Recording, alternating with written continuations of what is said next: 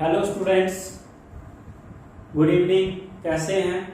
आज हम स्टार्ट करेंगे first past the post system India में क्यों अडॉप्ट किया जाता है। इससे पहले आपने वीडियो में हमने मीनिंग पढ़ा था, what is the first past the post system. First past the post system क्या है, ये पिछली वीडियो में हम उसका मतलब पढ़ चुके हैं, मीनिंग पढ़ चुके हैं। Now today we will discuss about the why was the first past the post system is adopted in India. So let us start. The first past the post system is adopted due to the following reasons. बहुत से reason हैं इसके जिसके कारण India में यही system adopt किया जाता है। First, simple method. First past the post system is very simple method of election and even the ordinary man understands it. First past the post system जो है ये बहुत ही सिंपल मेथड है, इसको आम आदमी भी समझ सकता है। और दूसरा, नेशनल इंटीग्रेशन। इससे क्या होता है कि नेशनल इंटीग्रेशन आती है। नेशनल इंटीग्रेशन मीन्स राष्ट्रीय एकता की भावना आती है। This method of election secures the representation of the whole population generally and helps the process of national integration. क्या है कि ये मेथड जो है इलेक्शन का सारी जो पॉपुलेशन है उसको कवर करता है।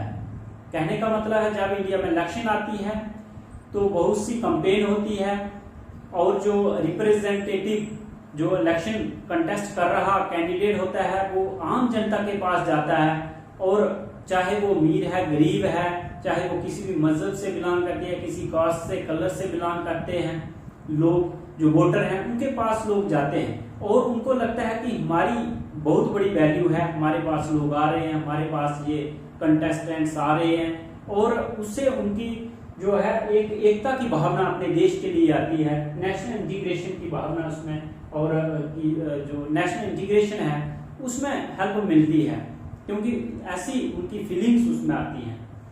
थर्ड है स्टेबल मेजॉरिटी, और ये सिस्टम जो है हमें स्टेबल मेजॉरिटी देता है। एक बार जो गवर्नमेंट बन जाती है वो 5 इयर्स तक अगर फुल मेजॉरिटी से गवर्नमेंट आ जाती है तो 5 इयर्स तक वो स्टेबल रह सकती है, तो ये स्टेबल मेजॉरिटी देता है। This system is helpful to make parliamentary government successful.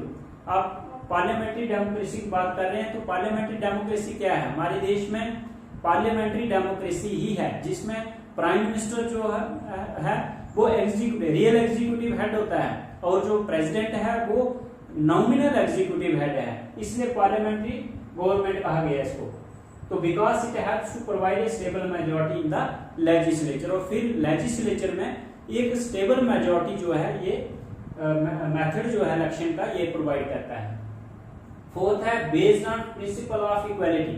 इस मेथड से क्या होता है कि ये मेथड इक्वालिटी के बेस्ड पर है। इक्वालिटी के बेस्ड पर कैसे है कि क्योंकि जैसे मैंने पहले भी बात की कि चाहे जब इलेक्शन होती है तो जो हर आदमी को 1 वोट जो है 1 पर्सन 1 वोट दिया जाता है। 1 पर्सन को 1 वोट की वैल्यू है और हर पर्सन एक ही वोट दे सकता है, चाहे वो अमीर है गरीब है।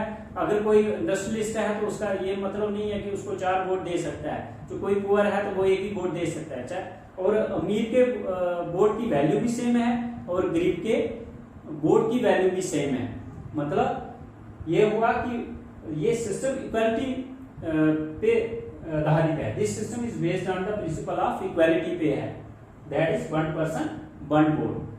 और fifth and last point is proportional system is not practical. Proportional system एक अनदर मेथड है इलेक्शन का, इलेक्शन मेथड है, पर ये सिस्टम हमारे इंडिया में पूरी पॉपुलेशन के लिए ये प्रैक्टिकल नहीं है, इसलिए ये मेथड अडॉप्ट नहीं किया गया है और first past the post system he adopt किया गया है।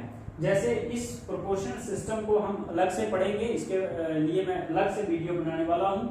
और प्रोपोर्शनल सिस्टम के तहत मैं बता दूं आपको कि हमारे देश में प्रेसिडेंट की इलेक्शन, राज्यसभा के मेंबर्स की इलेक्शन और स्टेट